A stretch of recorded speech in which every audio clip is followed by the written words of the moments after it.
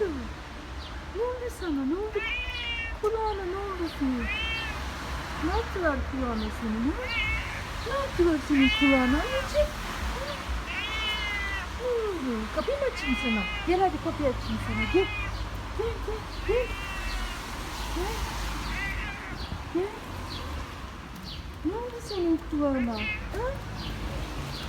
Ne yaptılar sana? Anne. Ne oldu senin kulağına? Ha? Ne yaptılar sana? Ha? Anne ne diyorsun sen? Açayım sana kapını. Ha?